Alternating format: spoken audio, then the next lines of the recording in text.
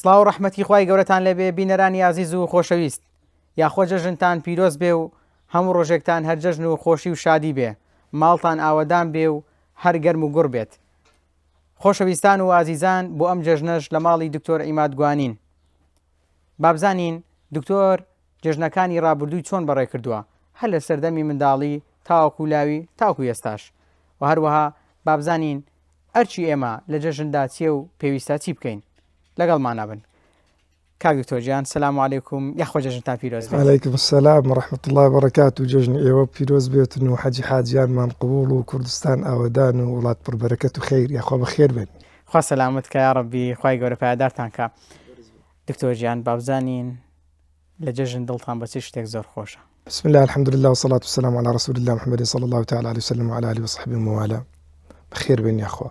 خوای گەورە جزای خێری هەموو لایەکی بداتەوە ئینشاء الله. داوا لە خۆی پەروەردگارەکەم عیبادەتی هەموو لایەکی قبوڵ بفەرمی و حەجەکانمان قبوڵ بکە، هەموو ئەوانەی کە حازی حەجیان هەیە خوای پەروەردگار لێیان سەهل بکە و دەعوت بکرێن لەوێ ئینشاء الله. و داوا لە خوای پەروەردگارەکەین ئەو جێژنە بیتە جێژنێک کە تێیدا برایەتی و تەبایی لێ مسلمانان زیاتر و ئەو معاناتەی کەوا خەڵکی مسلمان لە هەر شوێنێکی دنیای، هەر لە سینی شەرقی تورکستانی شەرقی لە سینە تاکو دەگاتە میانمار و هەتاوەکو دەگاتە فەڵەستین و هەتاوەکو دەگاتە یەمەن و تاگاتە عێراق و تا دەگاتە کوردستانیش. خوای پەروەردگار کۆتایی بە معانەتەکان و ئەزیەت و ئازار و کێشەکان بینی یا رب العالمین.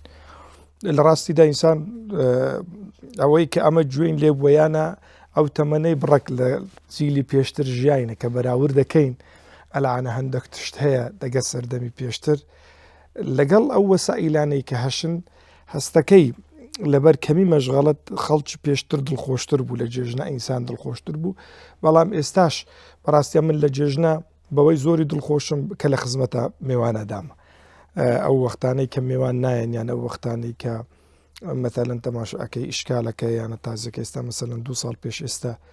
قەدەر ڕۆژی جێژنە حەدەسەکمان لێرە لێ ڕوودا لە مەلە ئەومەری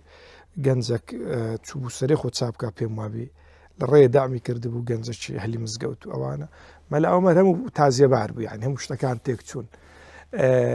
کاتێکی کە ئینسان لە خزمەتا میوانەدا ئەو سەردان و هات و چۆ و هەموو شۆ و یەکدیکە دیتن، ئەمن بەوەی دڵم گەلە خۆشە. ماڵت قەرەبارغە لە جێژن؟ هەزار جار شکر، گەورەی عالەمەیە. طبعا سوپاس خوای پەروەردگارەکەین ئەوە گەورەی ئەو خەڵکانەیە کە ئەمە بە شایانی ئەوە ئەزانن دێن سەرەکمان لێ دەدەن و بەسەرمانەکەن و وەک عەبدوڵڵای کوڕ عەباسە فەرمی هەندێک کەسەنە من ناتوانم پاداشتیان بدەم و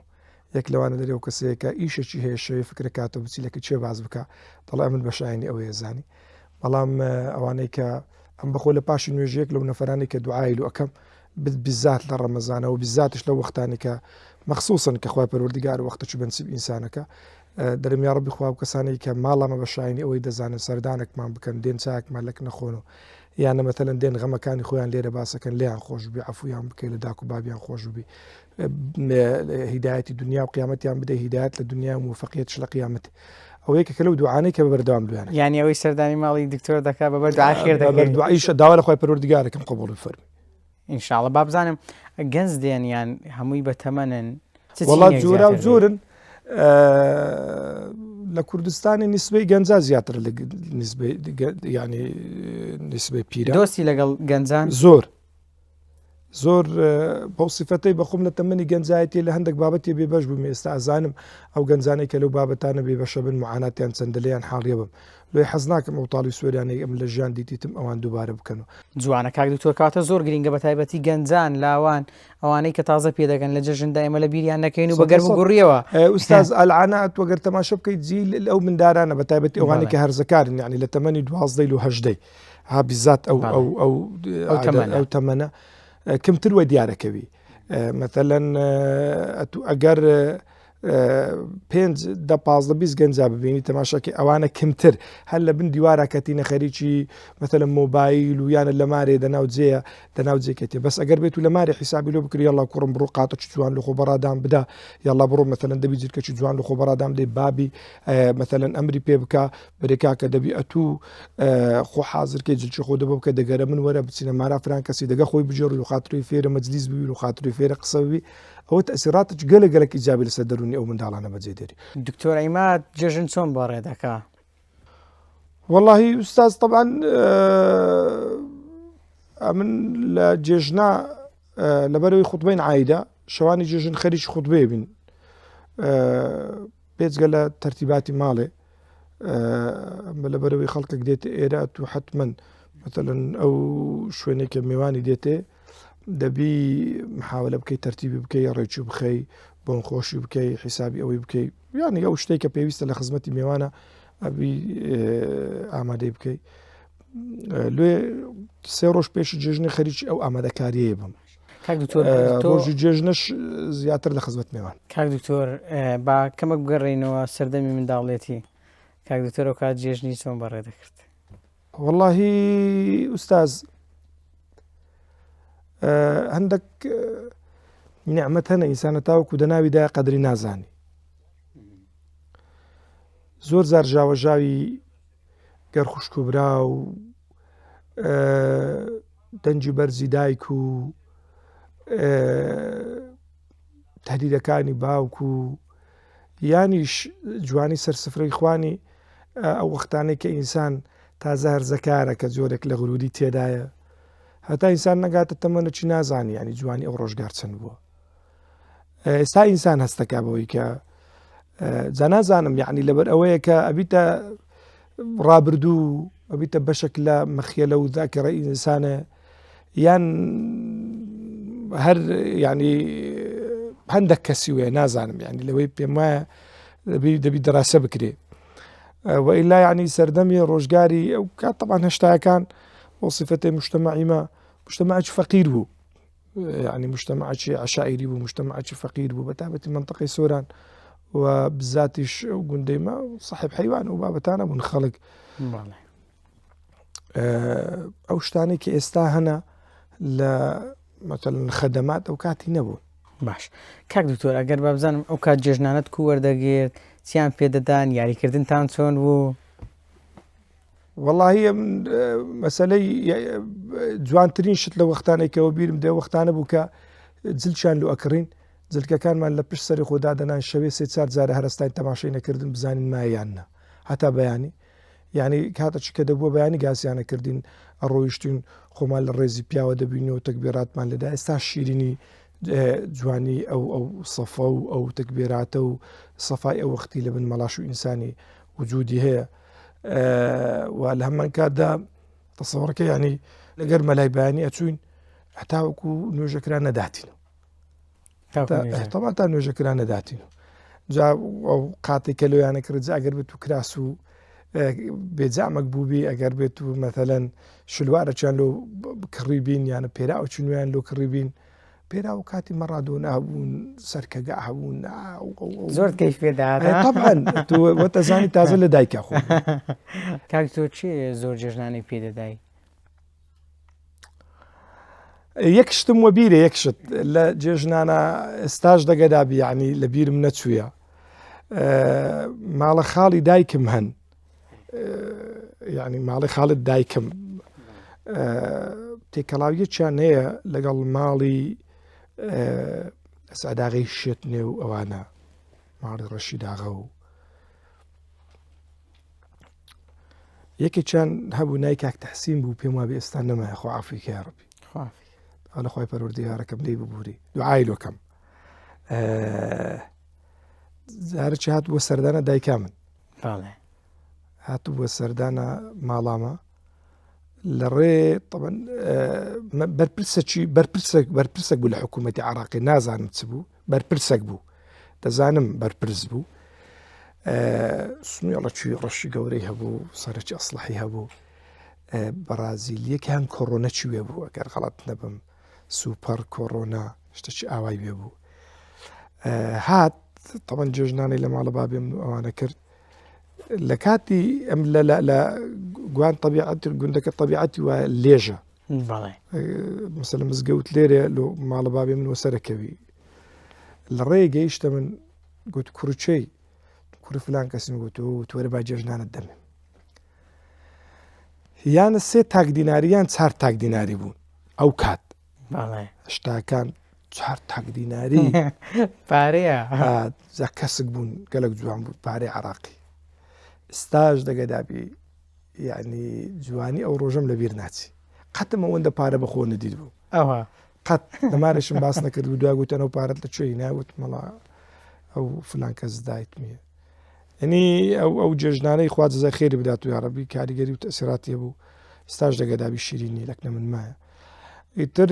ڕەنگبی مەتەلەن باپیرم خوا عەفوی کە یارەبی بابی داکەم هەموو جارێک کە دەچوین عادەتی بوو چەندنەوەی دەهاتن پارەی ئەدانی خوا عەفوی کە ینی ئەوەش یەکێک بوو لەوانەیە ئێستا خۆت پارە دەدێ ئەو با بڵێم زیاتر بە مندارەکانی خۆت پارەیان دەدێ یان ئێستا تەوان زانی کووە حاجی مامۆستا قناعەتم وایە من ئەیان دەمێ جاروبار بەس لەبەروی بابەتەکە زۆرە ینی چێژێکی ئەو تۆی نەمایە هەستەکەم ئەوانیش چێژ لە بابەتەکەی وەرناگرن باش یعنی مەتەلەن ئێستا جلچی لۆ کردی تەماشاکەی دقەتێ دێ زۆر دڵخۆش نییە مەتەلەن شتی لۆ کرد شت لە مارە هەیە هەموو شت هەیە ئەوەی کە ئێستا لە ماری فەقیرە هەیە لە مارە مەلیکا شەرەوەی هەیە چی دیکە نیخۆ إلا اللهم ئەگەر بێت و مەتەلەن چکولێتەکە ڕەنجت جیاواز بی ئەگەر نەخۆ هەمان بابەت وجودیانە هەیە نەوعیەتی چکولێتەکان جیاواز ئەگەر نا چکولێت هەیە شەربەت هەیە جلک هەیە هەموو شتەکان وجودیانە هەنە بڕەچێ مادی بووش زۆر چاویشت لەو تشتان شتی بخۆ فەرم و جێژنانە خوا سەلامەتت کات سەلامەت یاخۆ کاک دکتۆر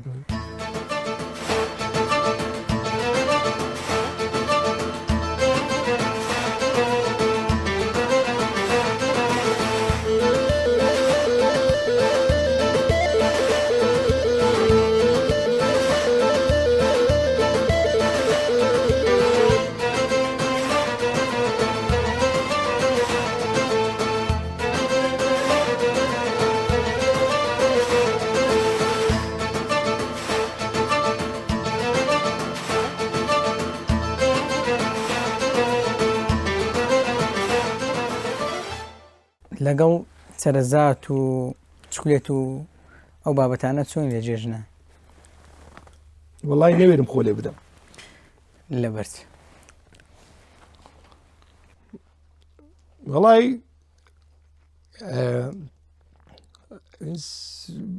هەندێک جارە خۆ ئینسان وەسفکردنا خۆت بڕێک نەشرینە نازانم هەندێک ئینسان بەس بەعام دەگە خواردنەی دۆستنیمە بەعام دۆزنی نا ئەگەر خۆ جێژنەوە دەبێت شتێک بخۆی و چکولێت و شتواتە زیاتر خۆ لێ نادەم سەرەزاتیش طبیعەتە چێ قورسە لۆ مەعیدەی بەتەن دووسێ دنکە ئەخۆی پار قەیسیمانی نابوون قەیسی تەڕ قەیسی وشک ئەوەی کە جا مەیلۆ تەڕە ئەومان ئەدا عالەمی عالم ئیستقبالی زیاتر بوو بۆ سفەتەی نارم بابەتەکان زۆر بوون لە هەموو جێ هەنە تۆگەر بێت و نەبی لێک مارت وەدەست بکەی زۆر باشە کاک دکتۆر جەنابەت بەوە ناسراوی کە هەمیشە قسەت خۆشە با بزانم بەسەرهاتێکی خۆش کە لە لای کاک دکتۆر هەیە و لە بیری مایە و ئەو بەسەرهاتە چییە و با ئێمە و بینەرانیش بێخۆوە جێبیسی ئەو بەسەرهاتەی جەنابەت بین واللهی طبعا جێژنەکانی ما الحەمدولله ینی جێژنە لە ناو کوردەواریە جێو پێ و مەکانێکی باشی هەیە هەرچەندە یعنی هاتنی ئەو گۆڕانکاریانەی کە دنیای گرتی تۆ بەعام و متەئسیربوون و کاریگەربوونی کۆمەڵگا ئیسلامیەکان بە کۆمەڵگا غەڕبی و ئەو بابەتانە زیاتر دەیەوێ بەخۆ یەک لە هەدەفەکانیان ئەوەیە دایانەوێ هەیمەنی ئەو شتانەکەم بکەن و شتێک نەبێ کۆمەڵگا بێکەوە ڕەبەت بکە بەس مجتەمەعی ما الحەمدولله یعنی تماشاکەی متەماسکە تا ئێستاش و جێژنەکان بەڕاستی ڕنگدانەوەیەکی یەکجارێک جار جوانن طبعا یەک لە شتە خۆشەکان مامۆستایکی بەڕێزمان بەس وەڵی نازانم جێژنەیە چوینە مارە برادەرەکی یانە وەختەکانی دیکەیە لە خاتر بە هەڵەدا نەچم ئەسنە مارە یان بە پێماوی کابرا ڕەوەندە ئەسنە ماڵە ڕەوەندەکەی ماڵە ڕەوەنداش تەبیعەتە چانەیە حەزیان لێ وچێت و گەیشتەوێ زۆر سەخی تەبیعەتن حەزیان لێ خزمەتت بکەن ئەوش ئەگەر نەوێ و سەلامەتی لێ ئەکەن و کابرەش دەرێ بەخوای دەبی دابنیشتن چار پێز مەلابووینە یا ڕێی بەخێرێن و دەیانەوێ دەرێن ئەڕۆین بەخوای دەرناوی بڕۆن دەبی لەکنەم بنەویش دەرن ناوەڵا میێوانین بەسەرهاتین لەکنە توشلا بدەین و سەلامەک لێ بگووری بەخوای ناڕنە تاوەکو ماستاوە نەخۆن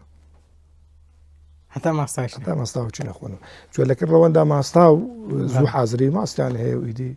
پێم وابێ لە ناوانش ئێستا و عادەتە شتێک چ چی من دێن لە بازاری ماستی خۆ لە ناو منطقی زراریە مەلا بووم لە وسومەریە وسومەریە لەسەر زەیە بادینە ئەو مەساحەی هەیە خەڵک مریش چی ڕاناگرتن مریشک بڕوان پێ بکە دەگە من داتنە بازار خەڵکی گوندی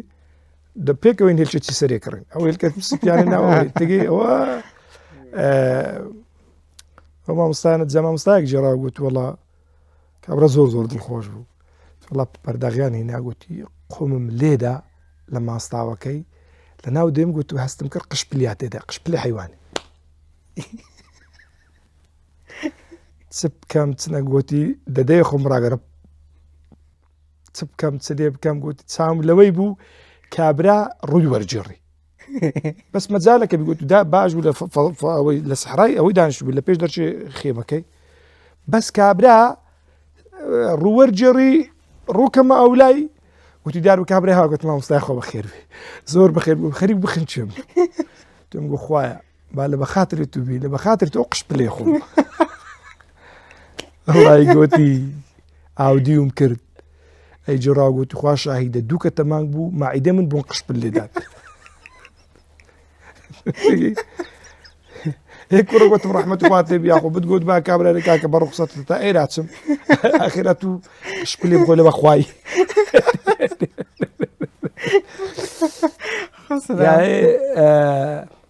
کاک مەلا عەبدوسەمەدێکیشمان لەگەڵدا بوو مەلا عەبدوسەمەد لە فەقێهەتی مەلا عەبدوسەمەدی وەرتی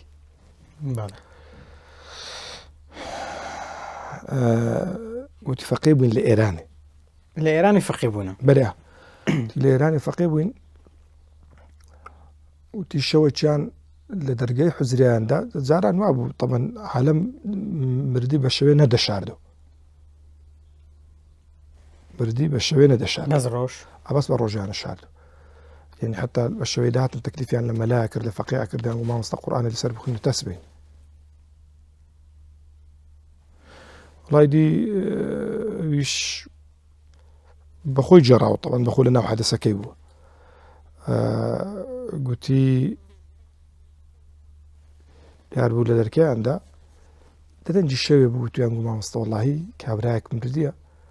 دەهێنی نە مزگەوتی دێشن و خۆ بەخێر فەرموون وەڵا گوتی مەیت شۆر ئەوانەمان لۆ کردن و جەنازەکەیان هێنا و گوتی لە دوای ئەوەی کە جەنازەکەیان هێنا دیار بوو کفنین کرد و لە مزگەوتێدایان ناو تویان وجا فەقێ کاکان گۆ دەبێ قورئان لەسەر بخوێن گوتی ئەمەش ژیانمە لەسەر گوندەکەی بوو تۆ یعنی زۆر بە ئەتیادی لە خزمەتدا بووین و خزمەتتانەکەین تا واجب بوو یعنی تەبادولی دەور بوو ئەمت خزمەتات وەکەم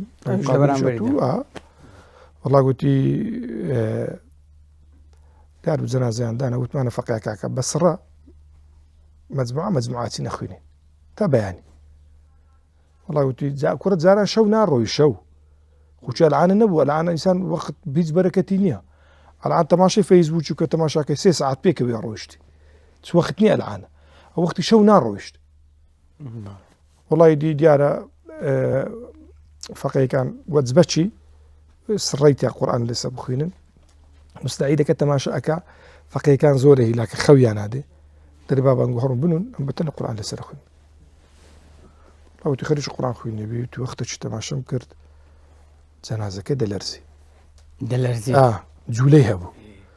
وەڵامیش چای خۆ بڕک کردن بەرچی تەیزارە ئینسان گومانی لەو دروستەبی چای ڕشکە و پێشکەیەکە وەڵا چاوم تەماشا کردێ قەتمدا قورئان بخوێن بە چاوک لەسەر جەنازەی بوو ترسیشا دەگەدەیاتوە تاقیتەنێ لە جەنازە و وەڵا گوت وەختە چ پێ کوتان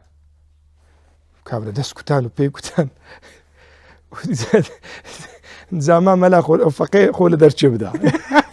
پێگەی وەڵا گوتی گاسی فەقێ کوڕ گوتم گوەرنەوە زیندی بوو